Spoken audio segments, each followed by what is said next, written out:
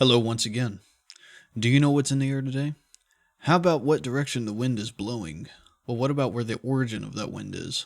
You want to find out? Roll a perception check, because today we are covering the first elemental of the series. Get ready to be swept off your feet. How do you DM the air elemental? The air elementals first appeared in D&D 1e, shocker, appearing as a tornado with goofy-looking eyes, throwing some poor adventurers around like ragdolls. They are described as impossibly tall, to the point where they cannot be sized when looked at. Without much else to look at here, we're going to go ahead and move on to the Monstrous Compendium of D&D 2e. And here, we see the air elemental appear as a cloud, with an absolutely devious-looking face attached to the ground by a tornado. I would assume this image is not to be representative of the actual size potential of these creatures. We also get a description of them being more amorphous, able to change shape if need be, and their size is limited to being anywhere between 8 to 16 feet tall. And then on the 3, we get no art. This is truly the worst of all the editions of D&D. Jokes aside, we get a description of them once again being amorphous and shifting with darker swirls that make up their face. With literally nothing to show, we move on. Now, 4E, please save us.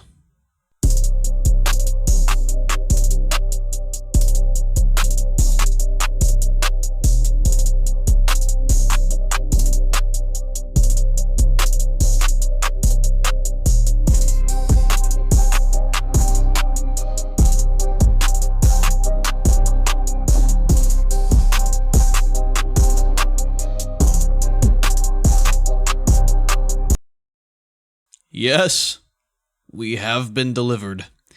Behold the ultimate elementals that should be in every edition but aren't because 4E bad.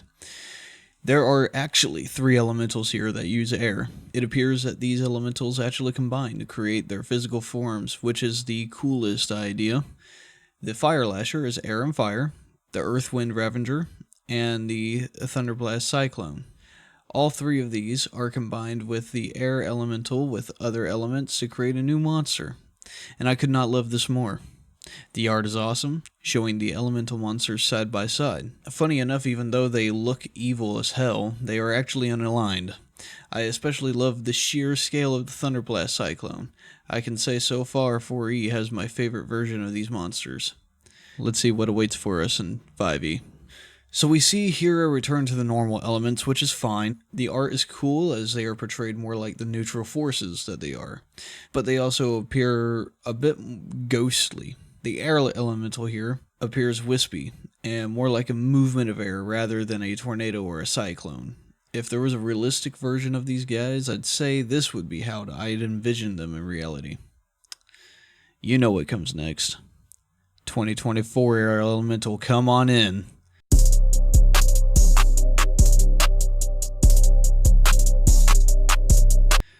Alright, so there is quite a departure from every other version of the air elemental here. First, it is given a natural form, no longer portrayed as a tornado or other force of nature that we in this world know of. This art makes the air elemental more otherworldly, which is okay in my opinion. The figure we see is still part of a cloud, but it has a head, eyes, torso, and arms. I'd imagine it has no legs though. It almost seems like what this portrays is more of like a cryptid version of this monster. It looks like how it would feel being hit by this thing, as wind can be piercing. It can hit deep within you. This being represented by the claws of the image here. So my idea of this is that this image is what a civilization that was hit by a shapeless form air elemental would depict it as, in order to make sense of it. Kind of like how a caveman drawing would depict something they can't see, I guess. Like if you were a primitive species, you would kind of try to give something a more understandable form so then other people can understand it, if that makes any sense. I hope it does. Now, something interesting about this entry in particular is that there is a table on the bottom of the paper that gives 6 different ways the elemental could appear. So the art I think is definitely a reference and not the standard. We're going to get on to the lore. And their lore isn't a lot, but here's what we have. Air elementals are the commoner of the plane of air, where they reside and form their own civilizations. They are purely of air, shapeless and varying in size, but can also combine with other elements except earth, as it cannot be moved by air. Similar to other elementals, air is simple in its thought process. It is portrayed as neutral and therefore not caring of causing harm or helping others. Many air elementals also exist in places that are exceptionally in tune with air, or areas that have had or about to have catastrophic natural disasters that are air related. They also partner with creatures that fly, such as the Aarakocra. This is the third video in a row that we have mentioned the Aarakocra. They're everywhere, I'm telling you. Now we get onto the gameplay. Let's talk about it. Air elementals in 2024 have a 15 AC, 90 HP, a hover fly at 90 feet, have resistance to bludgeoning, lightning, piercing, and slashing, immunity to poison, thunder, exhaustion, grappled, paralyzed, petrified, poisoned, prone, restrained, and unconscious. I sounded like Morshu beatboxing there. Basically almost everything. Almost, not quite, but you know, you get my point. They have dark vision and speak primordial, a language shared with Aarakocra. Their airform trait allows them to enter and stay in a creature's space and squeeze through a 1-inch space. It has a multi-attack that allows for 2 thunderous slam attacks with a 10-foot range, dealing 2d8 plus 5 thunder damage. The last action they have is Whirlwind, which is a rechargeable attack that, if it is in your space, incurs a strength saving throw with a DC 13. A failure causes 4d10 plus 2 thunder damage and pushes you 20 feet away and makes you prone. Alright, so with the stats in, here is how I think an air elemental can be ran.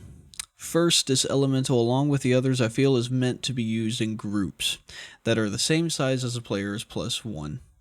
Now, I feel especially this way for air, so the others we will get to whenever we get to them, but for air, I feel like they're meant to surround them. The reason I believe this is because air is everywhere and surrounds us all, so what better way to represent that than to surround your adventuring party? Next, make sure that these elementals are in a place of significance, or they are a sign of something significant, because these guys are supposed to be pretty rare when found in the wild unless your party is in the plane of air. After resolving that, make it impossible to reason with these monsters, as they are simply the manifestation of an element. They are the chaos of an element, I should say. They are only to destroy or cause damage unless written otherwise. In a fight, make sure they take advantage of that extreme fly speed, and they overtake the party's spaces, making use of their whirlwind action.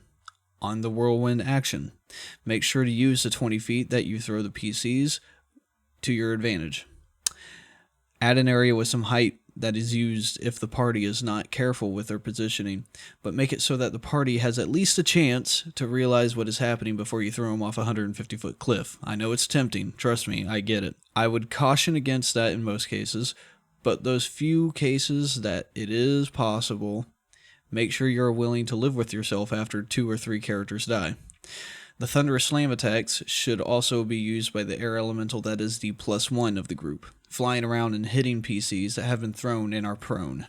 With this combination of attacks, I think we have ourselves a devastating combination that will make sure your party knows the absolute chaos that elementals are.